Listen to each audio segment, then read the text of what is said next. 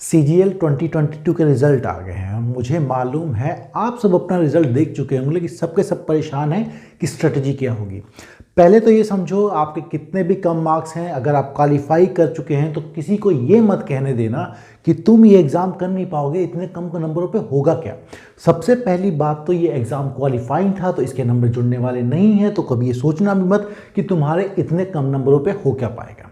और दूसरी बात ये है कि अगर मैं इतने नंबरों से क्या मैं 350 पहुंच सकता हूं? अरे बिल्कुल आराम से पहुंच सकते हो, और जो आपकी ड्रीम जॉब है उसे आप अचीव कर सकते हो। बस ये है कि तुम्हें अपने आप पे विश्वास करना। अगर दुनिया का कोई आदमी तुमसे बोले कि यार इतने में तो आया है, 2 महीने में क्या कर लेगा, तो बहुत कुछ कर लोगे। अगर आप CGL का Tier 1 क्वालिफाई 22 कर चुके हैं तो स्ट्रेटजी मैं बता रहा हूं आपको, आप उसको फॉलो करते रहिए।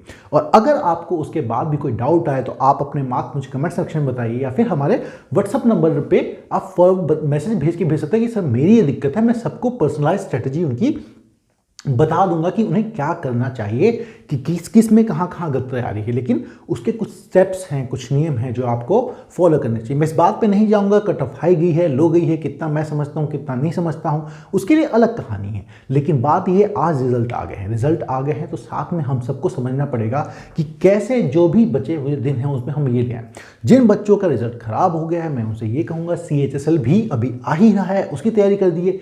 1 अप्रैल को आपको CGL 23 के फॉर्म आ रहे हैं, तो घबराना किस बात का, उसमें भी तो बहुत सारी वैकेंसीज हैं, इसमें भी थी, है ना। अब देखो बात ये करनी है कि अगर मेरा CGL 22 क्वालिफाई हो गया है, CGL मेरा 22 क्वालिफाई हो गया है, तो ये दोस्तों क्वालिफाई है। अभी आपके मार्क्स फिर 0 से स्टार्ट होंगे। आप ये नहीं कह सकते कि मैं इसमें आगे था तो दूसरों से काफी आगे निकल जाऊं, यहां है ना। स्ट्रेटेजी समझते हैं, स्ट्रेटेजी। पहली बात तो स्ट्रेटेजी ये समझो, जो लोग कंप्यूटर की प्रैक्टिस नहीं करते हैं, जो लोग टाइपिंग प्रैक्टिस नहीं करते हैं और 4600 के ग्रेड पे चाहिए, वो भी जैसे आपके एक्साइज इंस्पेक्टर, कस्टम में जाना है आपको, ऐसे बस बनना है आपको, तो उसमें तो वो होगा ही होगा, है ना। तो उसमें तो वो होगा ही होगा। तो आप अभी से अपनी टाइपिंग सुबह 30 मिनट, शाम को 30 मिनट करने लग जाओ। 2000 स्ट्रोक्स, है ना, इन 15 मिनट्स बहुत आराम से अचीव कर पाओगे। ये मैं बताता हूँ आपको, मैं भी कुछ टाइपिंग में भी नहीं जानता, लेकिन क्या है, बस उस पर थोड़ा थोड़ा प्रैक्टिस किया, अपने आप हो जाता है। इनफैक्ट जो आपको 2000 स्ट्रोक्स करने होते हैं वो 11 मिनट में हो जाते हैं, कुछ दिक्कत नहीं होती। तो ये बात होती। रही बात आपके कंप्यूटर की, तो वो तो क्वालिफाइंग है, इसलिए मैं आपको थोड़ा सा बता देता हूँ कि देखो हमारे 4 स्ट्रेटजी है ना। हमारे पास है मैथ्स, है ना, हमारे पास है आपकी सर रीजनिंग, है ना, हमारे पास इसकी है रीजनिंग, साथ में हमें दे रखी उधर फिर इंग्लिश, और आपका फिर आता है एंड में जीके। इसके बाद आपकी जो बचती है वो है आपका कंप्यूटर, लेकिन क्वालिफाइंग है, 15 क्वेश्चंस होंगे उसको, और उसके लिए देखो 2-3 शीट होगी, आपका होगा तो मैं प्रोवाइड भी कर दूंगा, है ना। 3-4 शीट्स तो उनको याद कर लो, बेसिक कंप्यूटर आपसे पूछने वाले हैं। अब हम कहाँ पे स्कोर कर सकते हैं, कहाँ पे नहीं। पहले बात समझो कि सर हमारा जो मैथ है इसमें आपके 30 क्वेश्चन आने वाले हैं, और जो आपको मार्क्स देंगे, जो हमें मार्क्स दे रहे हैं 60, कितना टाइम में टाइम ले रहे हैं हमारा, वो 30 मिनट्स, है ना। और रीजनिंग में आपको 60 मार्क्स दे रहे हैं, वो भी आपके 30 मिनट्स। पर इंग्लिश में दोस्तों 45 क्वेश्चन है, that means they are giving us 135 marks in total of. अब इन दोनों का आपको मिला के, देखो 30 मिनट में लिखा, दोनों का दोनों पेपर मिला के ये आपका 60 मिनट्स का है। सेम वे में यहां पे भी आपका जीके के आपके 25 क्वेश्चन ही आ रहे हैं एज कंपेयर टू 30, तो मार्क्स आपके उसके बन रहे हैं सिर्फ 75। तो ये भी हो गया हमारा सर 60 मिनट्स में आ रहा है। सारा खेल इसी में चलेगा, सारा खेल इसी में चलेगा। स्ट्रेटेजी से सीखने की सर हमारी क्या कमजोर है। अब ये है आपका टोटल मिला के आप देखो तो हमारे 210 मार्क्स यहाँ बनते हैं और हमारे 180 यहाँ बनते हैं, तो पूरा मिला के सर हो गया 390, है ना। पूरा मिला के मेरा हो गया 390। तो इसमें कहाँ कहाँ जा सकते हो, 350 लाने का पहला तरीका से देखो। एक तो 75 है ना, मैं आपको मोटा मोटा खुद ही कह देता हूं। आप यहां पे आधा है ना इसका 35 उतना ही अटेम्प्ट करके चलो, तो सर आपने 390 में से 30 तो यहीं पे कर दिए, बच गए 360। बिल्कुल हम लोग इन तीनों में बहुत अच्छे नंबर ला सकते हैं। आपकी मैथ वीक है, 20 दिन बहुत होते हैं दोस्तों, 20 दिन कह रहा हूं, ये 2 महीने जो मिले हैं आपको बहुत ज्यादा होते हैं ये स्ट्रैटेजी करने के लिए। कुछ नहीं होगा, कोई दिक्कत है आप मुझे व्हाट्सअप कीजिए, मुझे मैसेज भेजिए कि सर ये दिक्कत आ रही है, हम आपको सॉल्व करेंगे। कमेंट में बोलो। बाकी सब दोस्त हैं, टेलीग्राम में ज्वाइन करना है मेरा, इंस्टा पे मुझे फॉलो कर सकते हो, मैथ विद श्याम, इस चैनल को सब्सक्राइब कर सकते हो। आपको कोई दिक्कत हो, मैं हमेशा आपके साथ हूँ हेल्प करने के लिए। तो ये करनी है आपको। क्या करना है पहले तो देखो, है ना, पहले तो हमें ये चीज़ सीखनी है। इंग्लिश में क्या करें, रीजनिंग में क्या करें। देखो मैथ में, मैथ की स्टडी बताऊंगा, रीजनिंग में क्या करें। देखो रीजनिंग में आप सबसे पहले तो इंग्लिश में क्या करें। आओ, मैं बहुत लंबा नहीं खींचूंगा, मैं सीधे स्टडी बताता हूँ हमें क्या करना है। देखो, एक तो आप वीक हो स्ट्रांग हो फर्क नहीं पड़ता, 2 महीने हैं, जॉब चाहिए, किसी बात में चाहिए, आप ये समझ लो सर 10 to 12 आवर्स तो मैं दे दूंगा। 10 to 12 आवर्स देना सीख लो। वर्किंग हो तो 5-6 घंटे में भी चल जाएगा, लेकिन 10 to 12 डेडिकेटेड स्टडी बस 2 महीने के लिए। 4600 की इनकम टैक्स इंस्पेक्टर की जॉब, जो भी आप जॉब चाहते हो, जहां पे चाहते हो, जिस लोकेशन पे चाहते हो, सब आपको मिलेगी, है ना, सब आपको मिलेगी। पहले समझिए, अभी तक आप मॉक लगाते थे 1 घंटे का, लेकिन अब आपको मॉक लगाना पड़ेगा आपको 2 घंटे 15 मिनट का, 2 आवर 15 मिनट्स का, जिसमें 2 आवर आपके मैथ्स और रीजनिंग के प्लस जीके और इंग्लिश के, और यहाँ पे 15 मिनट्स आपके कंप्यूटर के।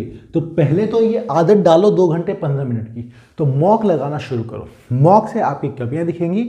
मॉक जो भी फॉलो करना है फॉलो कर सकते हो, आप टेक्स्ट बुक का ले सकते हो, हॉलीवुड का ले सकते हो, जिसका लेना ले लो, लेकिन हमें पहले तो ये डालना पड़ेगा, डेली का 1 मॉक मैंडेटरी है, इससे तो आप बच के जा नहीं सकते। ये तो है मेरी मॉक की कहानी। मैं पहले सबसे पहले मॉक ही ले रहा हूँ, क्योंकि मुझे मालूम है ये डेली का 1 मॉक। पहले तो आदत डालो यहाँ बैठने की। आप चाहो तो ऑफलाइन जाना चाहते हो तो ऑफलाइन में किरण की बड़ी अच्छी बुक आती है, Tier 2 की नई बुक आई है, तो आप उससे कर सकते हो। पहले 2 घंटे उसमें बैठने की तरीका मिल जाएगा, फिर आप यहाँ पे आ जाओ, है ना। अब समझो मैथ का क्या करना है। अरे मैथ की स्ट्रेटजी बिल्कुल सिंपल भैया। मैथ में तुम्हें क्या करना है, पहले तो प्रीवियस ही लपेटो। अच्छा, कुछ टॉपिक नए हैं, प्रोबेबिलिटी है ना, परमुटेशन कॉम्बिनेशन यूज होता है, हम बहुत ज़्यादा एडवांस में नहीं जाने वाले। प्रोबेबिलिटी आप समझो, वो पहले भी स्टैटिक्स पूछती रही है, एमटीएस में आपका मीन मीडियन मोड, उस लेवल से थोड़ा बड़ा। अब बहुतों का डाउट ये है कि सर बैंकिंग आ रही है क्या, बैंकिंग क्वेश्चन आएंगे नहीं। पहले तो यार एसएससी के जो प्रीवियस ईयर आया है उसमें परफेक्शन लेके आओ, उसमें लेके आओ, कैसे टाइम में फटाफट तुम लोग क्वेश्चन करते हो, और उसके बाद ही फिर सोचना बैंकिंग। जैसे हम शुरू के 1 महीने में परफेक्शन लेके आएंगे, परफेक्शन के बाद हम बैंकिंग के ऊपर समझेंगे। अच्छा, बैंकिंग में भी तुम देखो, बैंकिंग IBPS PO का जो प्रीलिम्स होता है वो तो इसी तरह का होता है। PO में मेंस के जो क्वेश्चन होते हैं वो बड़े होते हैं, ये बात सही है। तो अगर पीओ में आपके मेंस के क्वेश्चन बड़े होते हैं, अगर हमारे पीओ में मेंस के क्वेश्चन बड़े होते हैं, तो यहाँ पे तो आपको टाइम भी ज़्यादा मिलता है वहाँ पे, तो है ना। तुम देखोगे कम क्वेश्चन करने के लिए ज़्यादा टाइम, लेकिन यहाँ पे उतने 60 मिनट में 60 क्वेश्चन है मैथ और रीजनिंग के। तो यहाँ पे तुम टाइम ऐसा नहीं कर सकते कि टाइम सर यहाँ बचा लिया इंग्लिश और जीके से, तो टाइम लगा लिया मैंने रीजनिंग उसमें, नहीं। तो तुम्हें स्पीड लेके आनी पड़ेगी। मैथ में क्या है, आपको each topic previous year each topic का डेली का, है ना, डेली के आपके 20 क्वेश्चन करने हैं, डेली करने हैं प्रैक्टिस, डेली प्रैक्टिस करनी है। अच्छा, 2 घंटे जब आपने मॉक भी दिए ना, 2 घंटे 15 मिनट, तो मॉक देने के बाद 1 घंटा तो आपको एनालिसिस करना है कि क्वेश्चन जो गलत हुआ वो सही हो सकता था, अगर मैंने टाइम ज़्यादा लिया तो कैसे कम हो सकता था।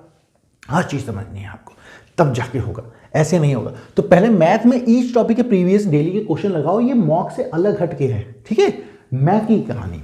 फिर आपका रीजनिंग, देखो रीजनिंग आसान है दोस्तों। आप जब वो कर रहे हो ना, ये जो मॉक लगा रहे हो, तो मॉक में ही आपकी रीजनिंग कवर हो जाएगी, इतनी कोई दिक्कत नहीं है ना। अगर मॉक में रीजनिंग आ रहे तो फिर वो चैप्टर पढ़ लो, उसके क्वेश्चन सॉल्व कर लो, वो चीज़ें हो जाएंगी। लेकिन यहाँ पे लगाओ आपको मैथ। देखो मॉक तो 2 घंटा 15 मिनट, 1 घंटा का एनालिसिस, 3 घंटे 15 मिनट तो वहाँ पे चलेगा। आपको इसमें देने हैं आपको कम से कम 3 घंटे। 3 घंटे में 20-20 क्वेश्चन, 17 टॉपिक है आपके, 340 क्वेश्चन, उसी स्पीड पे आ जाओगे, ठीक है। 3 घंटे बहुत अच्छी स्पीड बनेगी। तो यहाँ पे 3 से 4 घंटे यहाँ लगाए तो 7 घंटे हो गए। रीजनिंग आपके मॉक का ही पार्ट है, मॉक से ही होगा। उसमें अगर कोई टॉपिक मुश्किल लग रहा है तो आप उसको कर लीजिए, ठीक है। फिर आ जाती है आपकी इंग्लिश। देखो इंग्लिश में ना रटना बहुत है। देखो 45 है ना, 45 क्वेश्चन पूछे, पक्का आपके 2 तो कॉम्प्रीहेंशन होंगे, ये प्रैक्टिस से ही आएगा, ठीक है। 2 कॉम्प्रीहेंशन होंगे। फिर आपका क्लोज टेस्ट भी हो सकता है, एक्टिव पैसिव भी हो सकता है। क्लोज टेस्ट की प्रैक्टिस कम से कम रोज 2 क्लोज टेस्ट लगाओ, रोज 2 क्लोज टेस्ट लगाओ, है ना। और आपके कॉम्प्रीहेंशन तो 4-5 रोज सॉल्व करो, रोज आप सॉल्व करो, जितने हो सके उतने सॉल्व करो। फिर पार्ट आती है आपकी वोकैब। अब कहाँ से प्रैक्टिस कर रहे हो वो आप देख लो। आप ब्लैक बुक ले सकते हो, नीतू सिंह की बुक ले सकते हैं, है ना, वॉल्यूम होम। पहले तो प्रीवियस ही टॉपिक कर लेना, प्रीवियस ईयर जो भी क्वेश्चंस हैं टॉपिक वाइज कोई भी बुक हो उसको ले लो और उससे पहले याद कर लो। जब वो याद हो जाए तभी किसी नई बुक पे जाना, है ना, तभी किसी नहीं पूछ जाना। और ये अच्छे से करना दोस्तों, स्पेलिंग मिस्टेक ये सब कुछ ये कर लो तभी जाके होगा, है ना। स्पेसिफिक अगर आपको किसी चीज़ में डाउट है तो आप प्लीज़ कमेंट करके बताइए कि सर इसमें डाउट है, या फिर इस व्हाट्सएप नंबर पर फ़ोन कीजिए, या फिर कमेंट में ही बता दीजिए आप, है ना। आप बता दीजिए, हम आपको बिल्कुल रिप्लाई कर देंगे, कोई दिक्कत नहीं है किसी चीज़ की। हम तब आपको सिलेक्शन करवाना या चांस है हमारा, उसका ध्यान रखेंगे पूरा। अब बात आता है जीके। देखो जीके के दो पार्ट होते हैं, करंट और आपका एक स्टैटिक। तो करंट का क्या करें, स्टैटिक का क्या करें? एक बुक आती है स्पीडी करके, करंट के लिए तुम बोले देखो जीके जो होती है ना ये बेवफा होती है इससे कितनी मतलब उतनी ही वफाई करो जितनी तुम इसमें कर सकते हो, पता नहीं है कब तुम्हें धोखा देगी। जैसे आप कर रहे हैं कौन से साल का आज गया, कौन से साल का, फिर आप जिस टॉपिक को पढ़ भी रहे होंगे ना खूब, उसमें एकदम उससे क्वेश्चन ही नहीं आया। पॉलिटी पढ़ी और पॉलिटी में मान लो साहब क्वेश्चन ही नहीं आया, तो जीके क्वेश्चन भी है 25, तो आया नहीं है, बिल्कुल टी है वो उसके। तो आपको क्या है कि पहले इसमें टॉपिक पढ़िए, पहले आप उसमें टॉपिक पढ़िए। कहाँ से पढ़ेंगे? लूसेंट से पढ़ लो, लूसेंट से पढ़ो, और लूसेंट से पढ़ने के बाद टॉपिक वाइज जैसे किरण में दिया होता है, और भी बुक्स है जो भी लेना ले सकते हो आप, है ना। एक और बुक आती है आपकी दर्पण, नहीं नाम भूल रहा मैं उसका,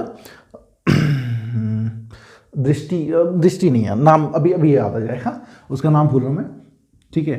तो आप टॉपिक वाइज, है ना, आप जो टॉपिक वाइज जब लूसेंट पढ़ा आपने, मान लो पॉलिटी पढ़ा आपने, पॉलिटी पढ़ा तो टॉपिक वाइज जो ईयर वाइज क्वेश्चन आ रखे हैं आप उसकी प्रैक्टिस कर लीजिए, किरण से कर लीजिए, है ना। जैसे कर लीजिए दृष्टि, यार नाम याद नहीं आ रहा मुझे, नाम भूल रहा हूँ, अभी आ जाएगा, ठीक है। दृष्टि नहीं, अरे बहुत अच्छी बुक आती है उसको, इनफैक्ट यूपीएससी सिविल सर्विसेज इन सब में ही फॉलो की जाती है ना। वो कौन सी प्रकाशन की होती है एकदम, जब बताना है तो याद नहीं आ रहा, मैं बता दूंगा आपको, लिख के भेज दूंगा, ठीक है। तो लूसेंट से ही कर लो, देखो रटना है, जीके तो रटना है, यहाँ पे यूपीएससी की तैयारी नहीं कर रहे हो कि आप समझोगे कॉन्सेप्ट, वहाँ पे आपको मेंस लेवल को मतलब लिखने को क्वेश्चन नहीं आ रहे हैं, समझने को। तो फटाक से करना है, हमें स्ट्रेटेजी ये रखनी है कि हम मैथ में कोई क्वेश्चन गलत ना हो, सबसे ज़्यादा अटेम्प्ट कर सके। इंग्लिश रीजनिंग में कोई नहीं, देखो आप दोनों ही ऐसे टॉपिक होते हैं जिसमें आप कर सकते हो। इंग्लिश में मैं मानता भी हूँ कुछ गलत हो गया, लेकिन प्रैक्टिस से यहाँ पे भी अचीवमेंट आ सकती है। जीके में दोस्तों, जीके में करो टॉपिक, फिर लूसेंट, फिर उसमें टॉपिक वाइज क्वेश्चन करो, खूब क्वेश्चन करो प्रीवियस से, और पूरा मिला के आप जीके को भी आप कम से कम 3 आवर्स से ज़्यादा मत देना, इससे ज़्यादा नहीं। कम करना चाहो तो कम कर सकते हो, पर इससे ज़्यादा मत देना। बाकी सारे स्टूडेंट्स को मैं कहूँगा कि वक्त आ गया है आप लोगों को अपनी काबिलियत दिखाने का। दुनिया का कोई व्यक्ति अगर आपसे ये कहता है कि तुम कर नहीं सकते, तो यही वक्त है। इतनी सारी वैकेंसीज, इतनी सारी जॉब आपको दोबारा नहीं मिलेगी। आप ये मत सोचिए ये नहीं हुआ तो अगली बार हुआ, भले ही नंबर कम है, आप संपर्क कीजिए, हम आपकी हेल्प करने को तैयार हैं। लेकिन ये साल आपका है, ये महीना आपका है, ऐसी अपॉर्चुनिटीज़ बार बार नहीं आती हैं, तो आज से ही लग जाइए। हर वो इंसान जिसने तुम पे शक किया था उसको साबित कर दो कि वो शक उसका गलत था। हर वो इंसान जो तुम पे यकीन नहीं करता उसको साबित कर दो कि वो इंसान ज़रूरत का था ही नहीं, वो सब सोचते रहते हैं। तो हमारी ये चीज़ें आप सब तक पहुंची, कोई स्ट्रेटजी है आप बिल्कुल खुल कर पूछिए, हम आपकी हर मदद करना चाहेंगे, उसमें कोई दिक्कत नहीं है। इस चैनल को सब्सक्राइब जरूर कर लीजिए। आपसे फिर मुलाकात होगी और भी चीज़ों के लिए, तब तक के लिए बहुत बहुत शुक्रिया।